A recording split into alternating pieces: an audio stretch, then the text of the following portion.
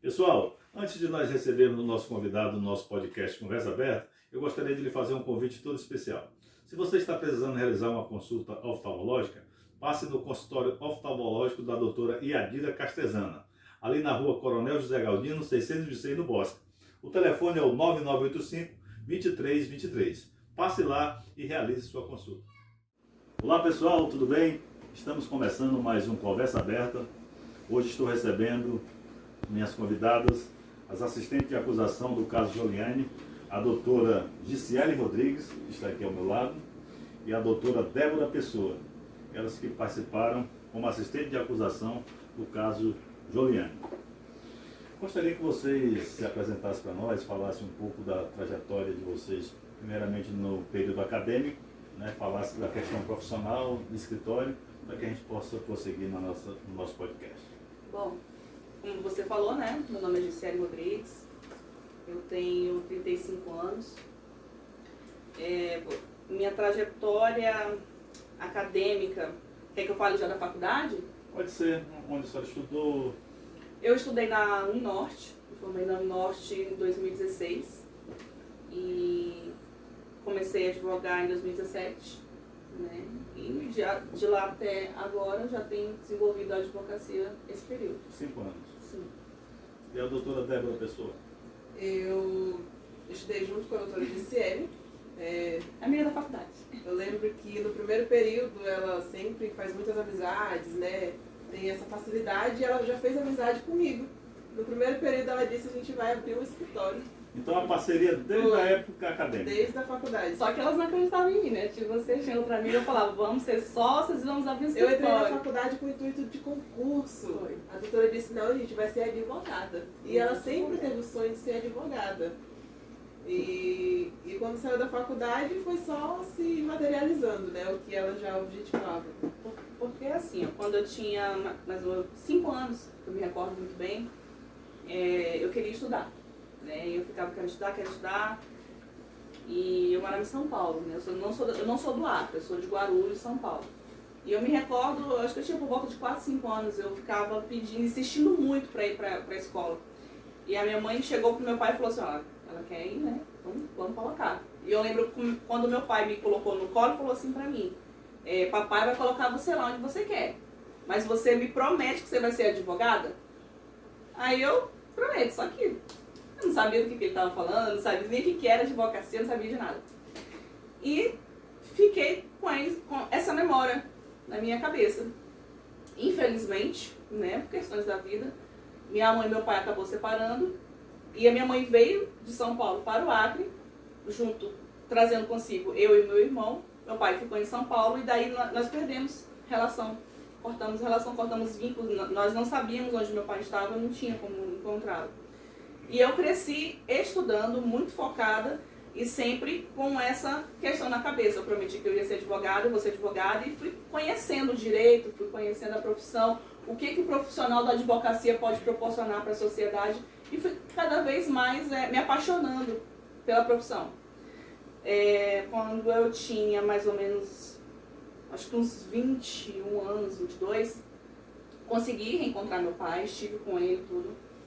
E ele soube ainda que eu passei no exame de ordem, que eu tinha sido aprovada na faculdade, para entrar na faculdade. Ele ficou muito feliz, ele lembrou da promessa que eu tinha. Ele falou, poxa, você cumpriu, o que você prometeu pro papai, porque o sonho do meu pai era ser advogado. Infelizmente ele não conseguiu, O Conselho E Nacional aí, de Justiça... assim, desculpa eu ter me emocionado agora, mas aí quando eu consegui passar no vestibular, em seguida meu pai morreu. Então ele não teve a oportunidade de me ver, formado ou realizando esse sonho. Mas assim, consegui, me formar, consegui terminar a faculdade, graças a Deus. Toma água. O Conselho Nacional de Justiça, ele fala que a justiça acreana é uma das mais céleres que tem no Brasil, no país. Gostaria que vocês falassem um pouco da relação de vocês com a justiça, como é que vocês enxergam a justiça do Acre. Olha, eu posso deixar a produtora falar? Eu vou falar, depois se você quiser complementar, fica à vontade. O que eu acho do nosso sistema processual aqui do Acre, enquanto advogado, eu falo enquanto advogado, ele não é tão lento. né? Embora, quando eu falo para você não é tão lento, o processo leva 3 meses, 6 meses, às vezes demora 1 ano, né? Para a população isso demora muito, mas para a gente que é advogado, que está dentro do sistema, a gente sabe que é um tempo até razoável, né? Que não é um tempo, porque em outros estados os processos demoram muito mais para ter uma tramitação, né? E aqui no Acre, eu enquanto advogada, considero que nós tenhamos uma tramitação rápida, mas sempre, né, claro, os clientes às vezes não entendem, né? Fala que é lento, fala que não anda, às vezes até culpam o advogado, né? O advogado não está fazendo nada no meu processo não vai para frente. Mas não é culpa do advogado, né? Porque tem um rito processual e ele tem que ser respeitado. Doutora, ficou muito emblematizado nesses últimos tempos, né?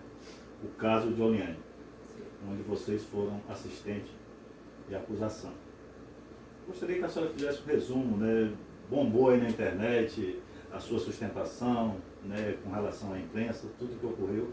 Gostaria que a senhora fizesse um resumo do que aconteceu, como é que a senhora enxergou esse momento, a questão da sentença, se foi justo ou não. Se a senhora pudesse ficar à vontade para esclarecer para a sociedade a sua parte.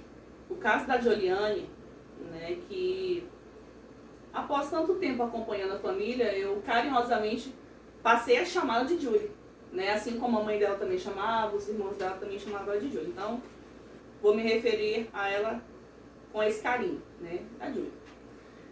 Nós estávamos no escritório, já tinha acontecido o acidente, né? Eu já tinha visto na mídia o que tinha acontecido. E estávamos no nosso escritório. Uma cliente nossa, que inclusive era cliente da doutora Débora, ligou para a doutora Débora e disse que a sobrinha dela tinha sofrido um acidente, que até então a mídia estava passando assim, mas que eles entendiam que não tinha sido um acidente e que eles queriam conversar com advogados. Marcamos para recebê-los, eu não estava esperando, nós não tínhamos noção do que se tratava, na verdade. Aí foi quando a dona Raimunda Salone chegou no escritório, né, chorando copiosamente, ela chorava muito, muito abalada, ela não conseguia explicar pra gente o que estava acontecendo, né? E ela começou a chorar de um lado, eu chorando do outro lado da mesa, a Débora chorando, ninguém sabia porque que a gente estava chorando, até ela conseguir se acalmar, tomar uma água para poder falar.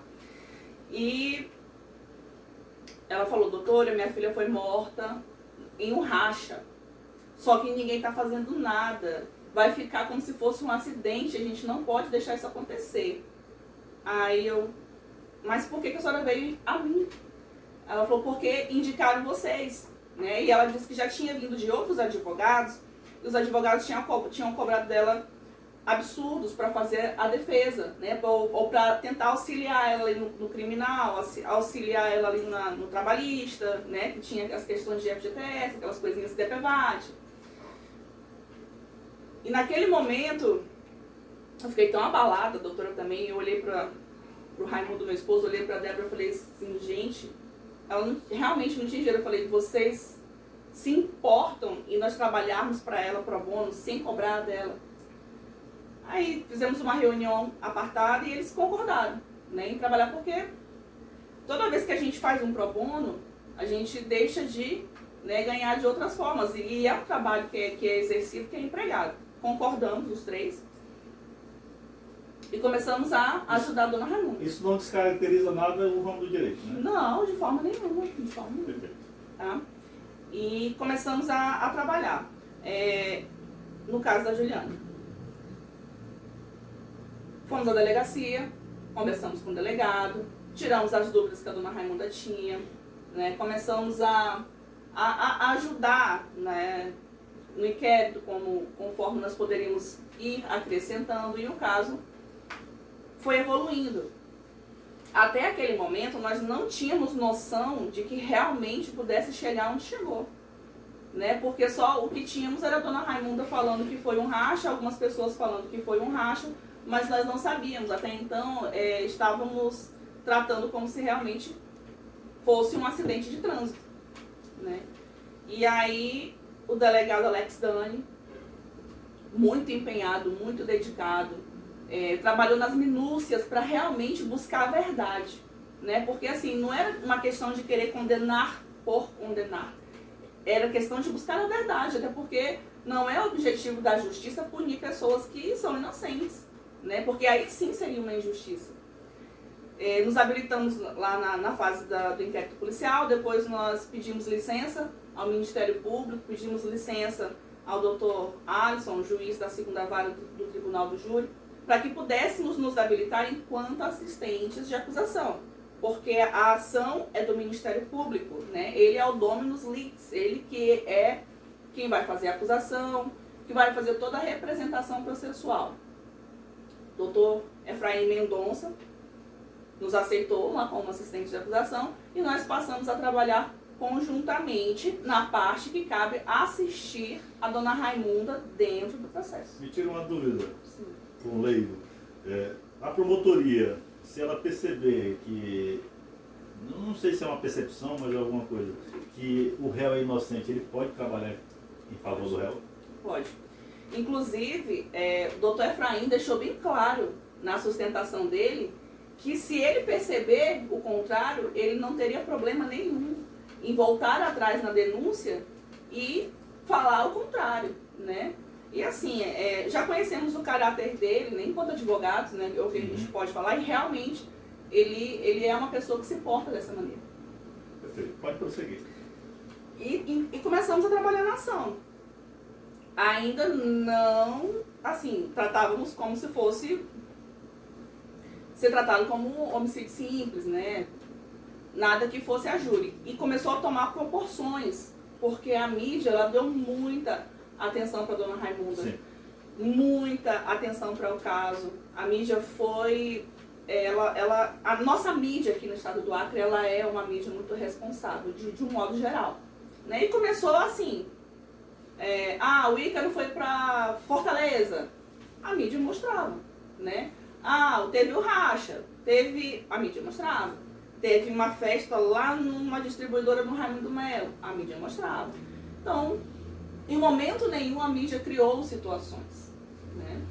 Nesse aspecto aí, porque parece que não existia nenhuma preocupação dos envolvidos, né, com o que aconteceu. Não, parece que não, porque a grande revolta social se deu quando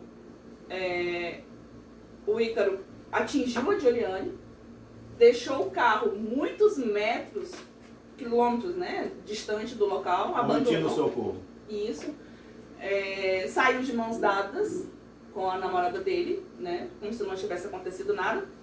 Depois, ele foi até a delegacia, se apresentou, ficou em silêncio, e em seguida apareceram em Fortaleza, né, na praia. Então aquilo ali, eu acho que ali foi um ponto de ebulição, né, para chamar a atenção para o caso, que causou ainda mais a revolta da sociedade acreana. Mas a senhora crê que o fato dele aparecer lá no Nordeste foi uma espécie de fuga? Falando enquanto pessoa, eu acredito que sim, eu entendo que sim. Até porque teve, em um dos depoimentos que eu não me recordo agora, uma amiga da Atsui disse que ela tinha pedido o apartamento emprestado para eles passarem uma noite para que eles saíssem do flagrante, né, do período de flagrante. E depois saíram, foram para outro estado. É claro que eles alegaram que foi porque estavam sendo ameaçados, né? Chegaram até a dizer que na família da Giuliane tinham pessoas... Não sei se foi a família do Ícaro que falou. Eu ouvi algumas especulações a respeito disso. Envolvido com a criminalidade? Isso, com organizações criminosas. E não tem nada disso. Absolutamente isso não A aconteceu. doutora Débora tem alguma observação? Só uma observação que no início de tudo eles estavam querendo colocar ele só como um homicídio culposo, que ele não teve a intenção de matar, que não houve nenhum tipo de competição, né, entre os dois. Só para destacar esse fato mesmo, que eles não foram condenados por homicídio culposo, que era o que estava querendo ser colocado inicialmente. Eu, enquanto imprensa, noticiei, obviamente, o veredito, né? Sim. A sentença. E a opinião pública, em sua maioria, não concorda. Existe até uma espécie de indignação. E para vocês, como é que vocês Quer começar falando, doutora? Não, pode começar. Do meu ponto de vista, assim, primeiro que nós não acreditávamos que essa situação pudesse chegar a um júri popular. Por quê, doutora? Porque não é de praxe que acidentes de trânsito sejam levados a tribunais de júri, né? Não é comum. E o caso da Giuliane, ele foi pegando proporções e eu conversei com eles, eu falei, nossa, nós iniciamos ali no pro bono, só que nós não esperávamos de maneira nenhuma que fosse chegar onde chegou. E foi quando a dona Raimunda falou assim, doutora, a senhora não vai me largar não, né? Porque chegou desse tamanho, o caso ficou dessa confusão que ficou. Eu falei, não, dona Raimunda, nós lhe demos a nossa palavra e nós vamos cumprir, né? E vamos ficar até o fim. No que eu puder fazer, claro que o Ministério Público está sendo exímio no que está fazendo, mas no que couber a mim, pode ter certeza que eu vou lutar com todas as forças que eu tenho para levar para dentro do tribunal do júri, externar para os jurados o que a senhora pensa, o que a senhora acha, o que a senhora sente. Nós vamos fazer. Se couber a nós faremos. Mas vocês, enquanto pessoas do direito, concordam com a sentença? Eu concordo, nos termos da lei eu concordo, né? Porque quando foi aplicada a pena, tem toda aquela parte de dosimetria, né? As penas só podem ser aplicadas dentro que os parâmetros legais estabelecem, né? Então não foi aplicado, não tinha como aplicar 30 anos, 40 anos, 120 anos, porque tem que trabalhar dentro da dosimetria, são primários, né? O Alan é primário, o Ícaro, apesar de já ter uma condenação na Bahia, ele recorreu, né? Então não tem trânsito em julgado, ele é primário. E dentro do que cabia para o estado do Acre, ele pegou uma pena, ao meu entender, enquanto advogada, adequada. Certo. Sim. Mas... E o Alan? O Alan também. Só que como eu ia falar para você agora, assim, ninguém acreditava, desculpa te interromper, ninguém acreditava em uma condenação. Inicialmente, a sociedade não acreditava que pudesse ser levado a júri. Depois das questões financeiras? Sim, porque tinha uma desproporcionalidade financeira. E depois ninguém acreditava, inicialmente não acreditavam que pudesse ser a júri, depois não acreditava que o Ministério Público, a acusação, pudesse ganhar. Pudesse comprovar. Ou comprovar a competição, né?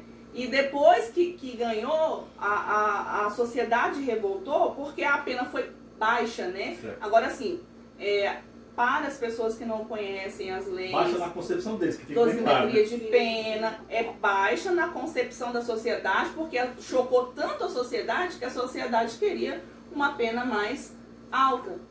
Mas, ao meu entender, enquanto advogada, eu acredito que a doutora deve concordar comigo. Não foi uma pena exorbitante, né? Na visão de quem entende como é que é a aplicação da pena. Não foi uma pena exorbitante, nem para o Ícaro, nem para o Alan. Eles tiveram uma pena justa. A pena que eles tiveram foi uma pena justa. Já que nós estamos falando de pena, eu gostaria que vocês elucidassem a questão da pena pecuniária também. Como é que é aplicada? Se tem um júri popular, como é que chega a questão pecuniária? Vou chegar na questão pecuniária. Só queria finalizar um ponto. Pode ficar à vontade, doutora. Que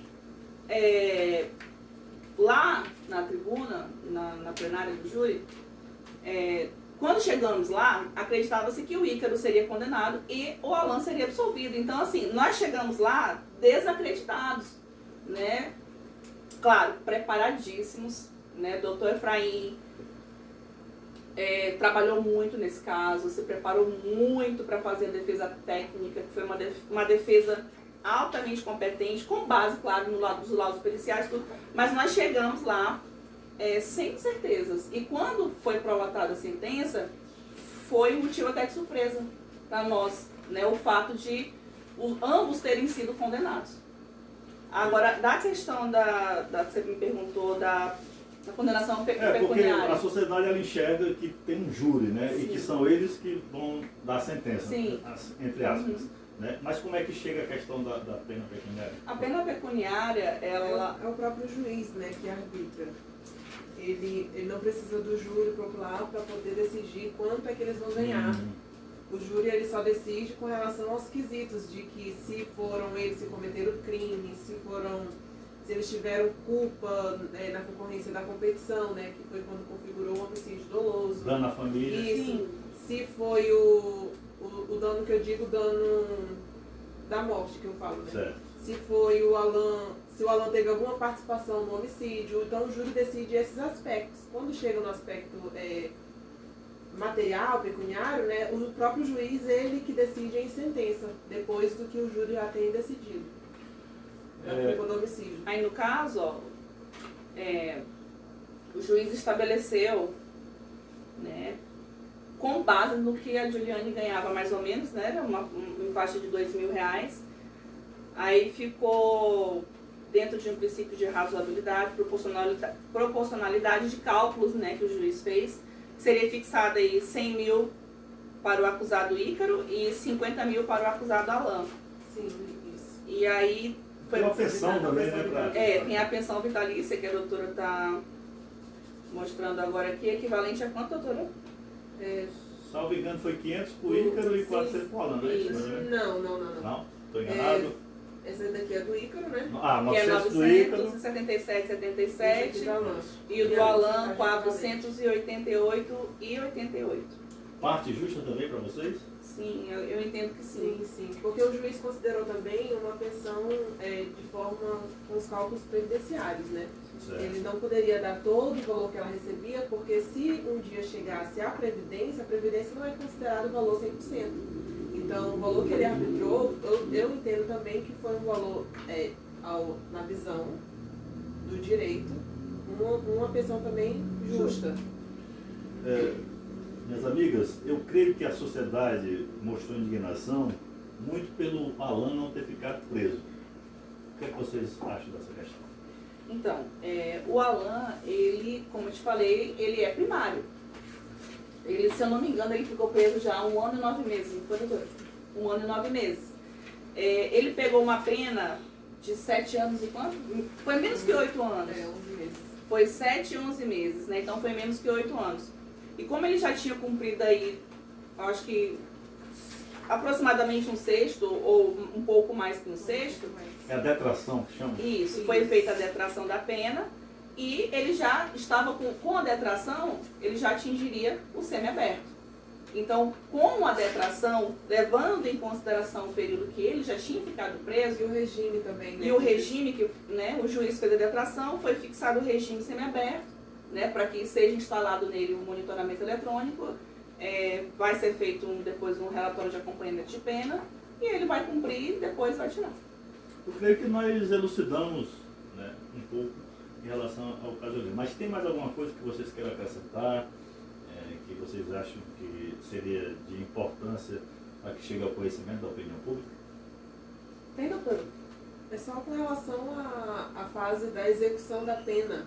O juiz já pediu que fosse expedida a guia para que fosse já realizada uma execução provisória de ambos e os réus não saíssem prejudicados, né? Já fosse computados o período que eles estão cumprindo pena, já foi considerado. No caso também, assim, em relação ao Ícaro, né? Certo. E o Alan também. Quando nós falamos em condenação, é porque é para que não aconteça mais esse tipo de situação, né? Para que os jovens da nossa sociedade possam refletir o dano que pode ser causado em qualquer pessoa por atos irresponsáveis, né? Para servir de exemplo. Para ser um exemplo e também para servir de aprendizado para ambos. Porque tanto o Ícaro quanto o Alan, eles são pessoas jovens, eles têm muita vida para viver, eles têm muita coisa pela frente. E eu espero que eles amadureçam, que eles evoluam como pessoas, que eles possam evoluir espiritualmente, né? Para que não aconteça mais. A vida deles não acabou. Muito pelo contrário, eles vão ter a oportunidade de se corrigir e seguir adiante. Logo a pena deles vai ser paga devidamente, eles vão estar de volta, vão estar no convívio em sociedade de novo e eu espero sinceramente que vindo como pessoas melhores. Eu creio que ainda tenha mais uma dúvida da sociedade em relação a isso, é a questão do cumprimento. Um sexto, um terço, como é que se dá isso? Pode falar, doutor. Sim, sim. Com relação ao Alain, o juiz já fixou inicialmente o regime semiaberto para ele, né? E em sentença mesmo ele já mandou que expedisse o alvará, tanto que ele saiu no mesmo dia.